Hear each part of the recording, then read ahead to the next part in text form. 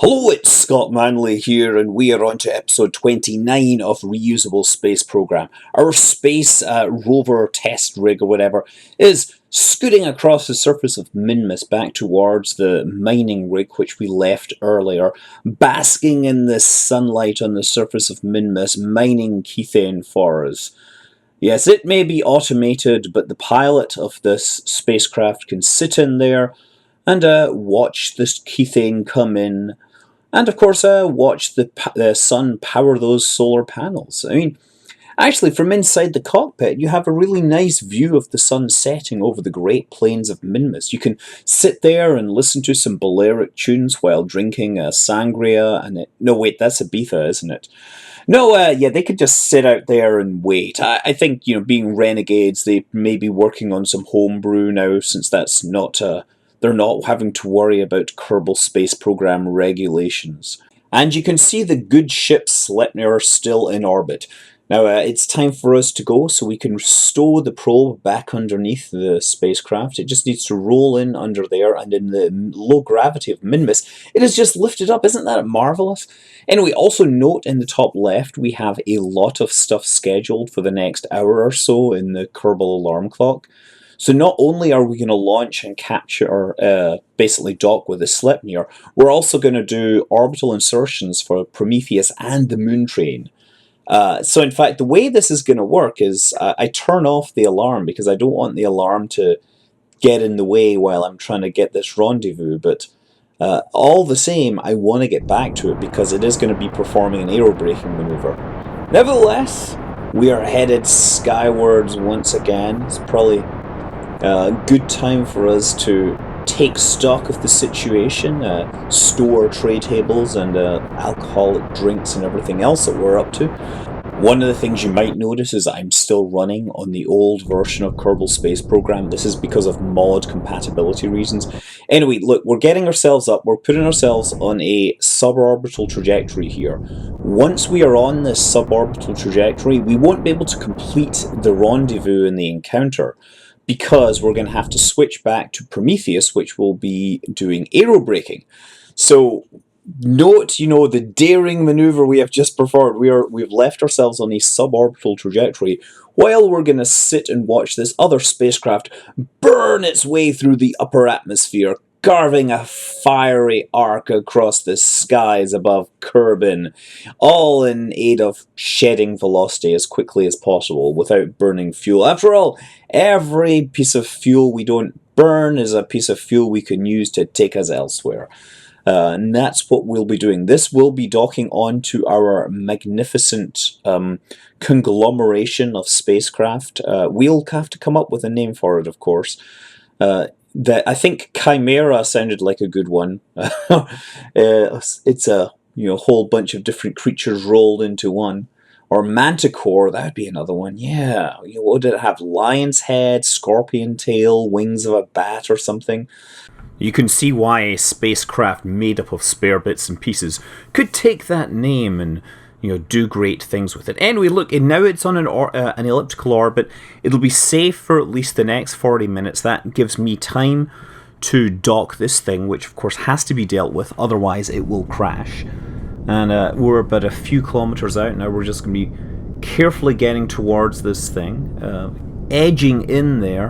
And what I'm doing is more or less trying to stop myself falling back down while moving towards it as well. You see, I'm kind of pushing at an angle to try and keep the velocity vector aiming towards the target, at which point I realize I'm perhaps approaching it a little too quickly, and we don't want to come in too fast, so I turn through 180 degrees or turn through 90 degrees actually. Point is, I go from adjusting the orbit to get close and speeding up to getting it close and slowing down. And all I'm doing here is that I'm burning offset from my velocity markers so to push them onto the pink markers. That's the way you do it. When it's the retrograde marker, when you're burning, it will tend to move away from the center of your artificial horizon, whereas the prograde or marker will tend to move towards your the center of the artificial horizon when you're firing engines. That's the trick, you know. So if you push the retrograde marker around and you pull the prograde marker towards you. Well, anyway, we're going to bring this in as carefully as I like. We've got we don't need to worry too much just yet about this docking, but we do need to fold up the solar panels, and we're probably going to dock head first. We're not going to stow this for interplanetary transport just yet, and we're not going to we need to put the probe or the rover back onto the spacecraft before we're ready to leave. But right now we can just stick it on here and come back and fix that later. After all, time is of the essence, right? We have another spacecraft to get back to. We have this spacecraft, we have another one in orbit, so we have a whole bunch of stuff Kerbal side to deal with before we come back to this. So just using the camera, the only thing we're using on the autopilot here is smart ASS to hold attitude. Everything else is being flown manually. There is no docking autopilot here because the docking autopilot has a tendency to use far too much RCS fuel. You can always turn RCS off when you're having a lot of wobbles, and that'll save fuel. And, you can also use time acceleration to get things in. Anyway, look, we're docked. Transport all the fuel over. We've got a few minutes until we have to switch over to the moon train, which is going to perform its own grand entrance back to the Kerbal system. It's going to fly through the upper atmosphere, and the magic of air pressure will slow this thing down. What we're doing here is we're lowering the apoapse a little. Now, if you look at the landing guidance, you can see that it's actually predicting our orbit after aerobraking. I'm not going to put it into a perfect 100-kilometer orbit, and the reason is having it in this eccentric orbit gives me more options to adjust the orbit for the actual encounter. It's kind of more wasteful, but I'm trying to get the whole rendezvous happening within the 24 hours or whatever I have left before I need to do my Moho burn. Oh look, there's a spaceport down there, looking oddly wet from this altitude. I think there might be a glitch in our software here. And there's some stuff out there which I'll have to recover. I guess that's something I can do in the meantime while my save file's broken. More on that later. Okay, heading down into the atmosphere, flipping over, and watching the fire engulf the front of my spacecraft. It isn't nearly as impressive for the pilot. If the pilot was on the outside, he would be freaking out a whole lot more, but from the inside, he doesn't see nearly so much. So he's kind of he's a bit more chill. Sure, he looks unhappy, but he's okay. Okay, you see again, another 400 or whatever kilometer orbit. Now, it still enters inside the atmosphere, so we need to now lift the periapse up to make sure we're in a stable orbit. And once we've done that, we can actually try and find an orbit which intersects the space station. The space station Olympus. And you see I'm just tweaking things around here, trying to figure out where I can maneuver so that it will actually encounter the station. I do an inclination change maneuver because I missed my chance. So we overcompensate for inclination, adjust the actual plane down to get it as close as possible, and there we have an encounter. We have a really close encounter here, so that's two different maneuver nodes to hit. First one is a plane correction maneuver. It's a small number of meters per second. Now we go down and near periapse, we're going to make a second burn to bring ourselves into an encounter with the station Olympus.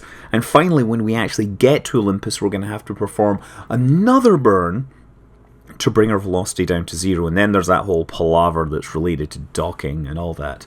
You see, maneuver nodes are great. You just got to figure out how to use these things.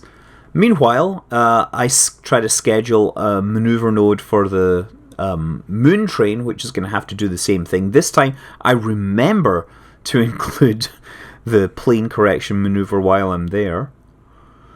And, yep, it's gonna... Which one's going to happen first? Yeah, I set these things up with the alarm clock, and it tells me which one's going to go first. So we're going to switch to the moon train, and it's going to get its chance to maneuver, time accelerate forward, and then alarm clock is going to do its awesome thing. And there we go. And now we need to fly forwards just to raise our periaps a little. Come on. Nope. Nope. There we go. That is working very nicely, bringing ourselves up into a safe and stable orbit. Of course, any elliptical orbit is stable unless it intersects something. A lot of people, they work too hard to get perfectly circular orbits, and then when it's perfectly circular, only then do they call it stable. But an elliptical orbit that doesn't encounter anything, perfectly stable, don't worry, right? Anyway, to get the encounter with a space station, we're going to make this orbit slightly less elliptical, and that will bring us into the close encounter. It should get us within a couple of kilometers. We still have the loading range issue, and this happens quite obviously here when I fly over the Kerbal Space Center. I got a whole loading glitch as it loaded every single vehicle on the surface. Haven't been able to fix that. It is very frustrating. In fact, sometimes when flying over and recording the video, it would cause it to spontaneously crash because it was loading all these objects into memory. I've had a whole bunch of problems, and I need to somehow clear out this file. My biggest problem right now is I'm still running an old version because not all the mods work without flaws. And, well, truthfully, not all the mods work without flaws in 0.19.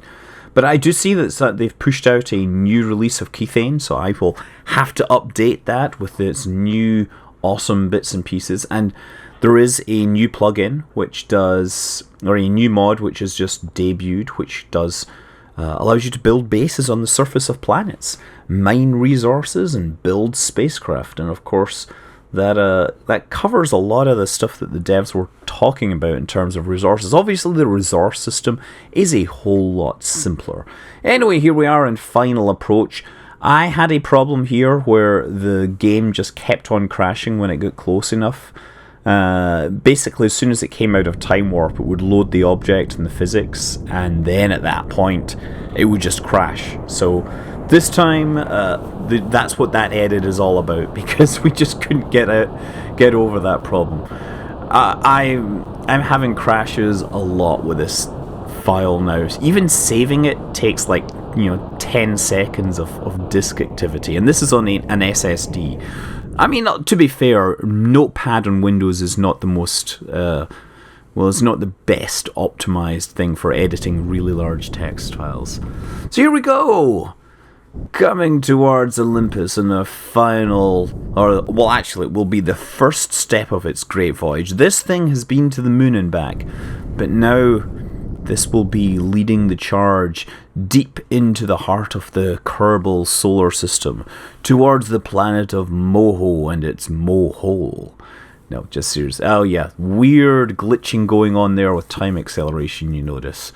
I blame the ROMFairer plugin, mostly because he's the newest dude on the team and it's easy to blame him. Actually, no, B9's the newest dude on the team, right?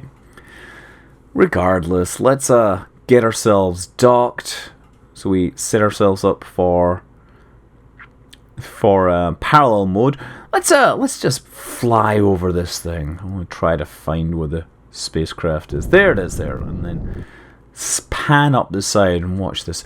Look at that amazing spacecraft. The pinnacle of Kerbal engineering hanging over the home world and for everyone to see. All over Kerbal, there are young Kerblings who get to look up into the sky and see this dazzling light, travel across it, and occasionally explode. Because that is what Kerbals do. They are inspired, mostly, but a little fearful. Yes, anyway, now we're up here. Let's try and get ourselves onto the tip of this thing. If I was really being careful, I would probably have stuck it behind that drive section, but I'm not. I'm just going to stick it on the front and hopefully everything works. Obviously we want to keep the spacecraft pointing the same way. It's a bad idea if you have rockets to have them pointing the opposite direction to each other, because otherwise you will just be wasting a bunch of rocket fuel doing very little. And especially when we are traveling to Moho, we're going to need as much delta V as possible. There we go. Now just carefully put this thing on. Look at the nav ball, right? And that artificial horizon. Look at the prograde or the velocity marker bouncing all over the place like a, I don't know, crazy Mexican jumping bean kind of thing. There we go. Come in. Dock. No, are you gonna dock? We're getting very close. Yay, dock. Look at that. Magnificent. Oh, it's wobbling a little. Why is it wobbling? Oh yeah, we have the whole SAS enabled again. Yeah, turn that off. I dream of a future in Kerbal Space Program where turning on stability control will not cause my giant structures to oscillate themselves apart.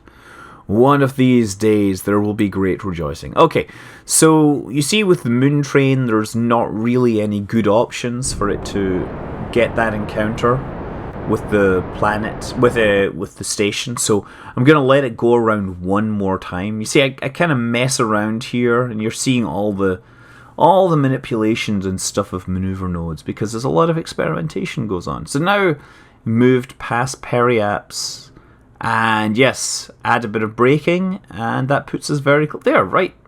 4 kilometers, 6 kilometers. You know, it'll be pretty close.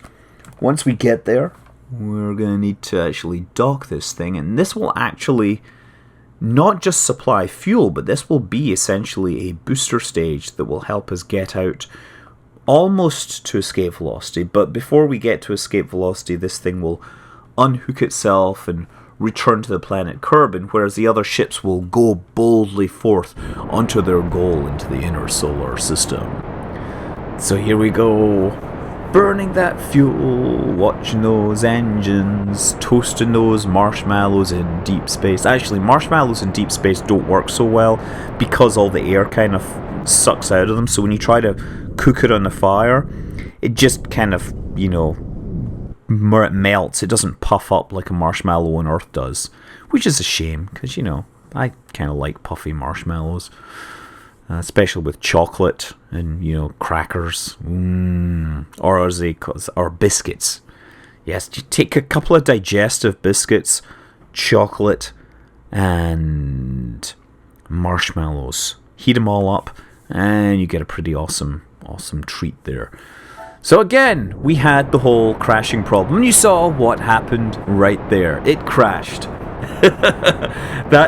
That bing sound was the sound that it makes when the debug window pops up saying, "You have just crashed because you ran out of memory."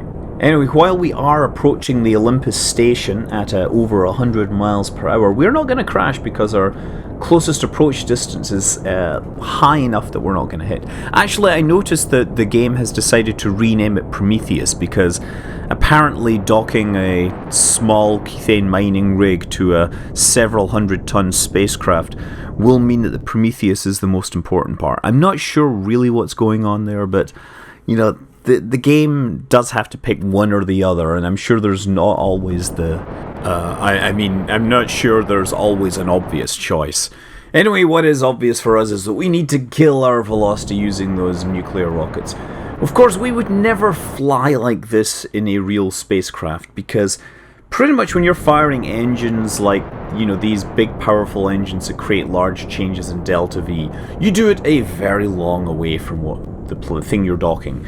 Then you kind of match orbits and drop into a lower or a higher or a slightly inclined orbit and let, you know, gravity bring you together at a much more sedate pace without the need for engines to continually correct things.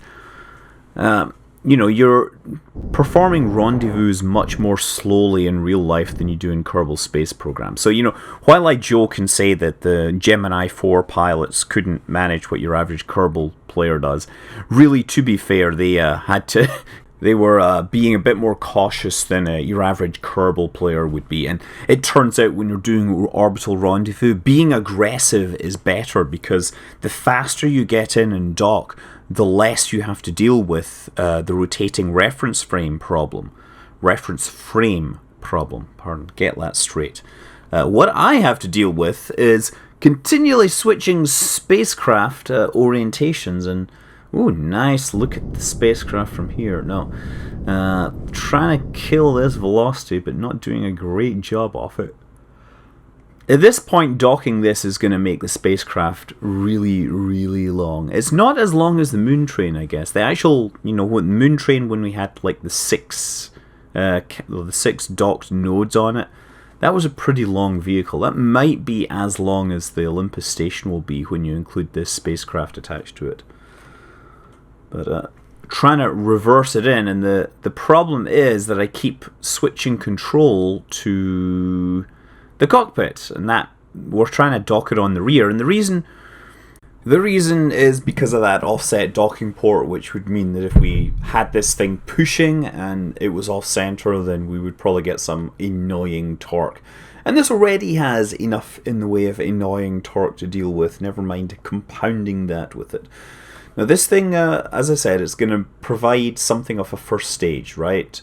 So instead of just ditching these tanks as we escape the Kerbal system, we're going to unhook this and have this fly back and continue its mission as the official fuel supplier for all of Kerbal's orbital installations. Yes, sirree, it will be lauded. It will have many miles on it, but it will have one brief brush with the edge of the Kerbal sphere of influence before it returns back to this very, very important job.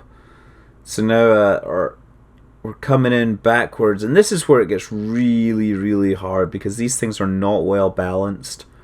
It also doesn't help that the moon train weighs a whole lot, especially when you count all the fuel on it.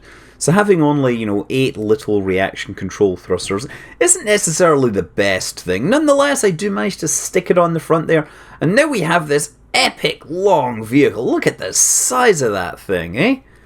That if I docked a train on the other end, that would be pretty darn epic. I think, that is a spacecraft assembled, and we'll want to get it out into its orbit as soon as possible so that we can head out and start preparing for our eccentric burn, because it might take a little while. So we're just fueling it up, getting ready to go, find the docking port, and uh-oh, we have a docking malfunction. Yes, we have a docking malfunction. This is a big problem. We try all sorts of things. We try messing around with the save file. We try tweaking bits here and there. We, try docking other parts. We try controlling it from different locations. We even send a Kerbal out to have a good look at this thing. And quite frankly, we are stumped.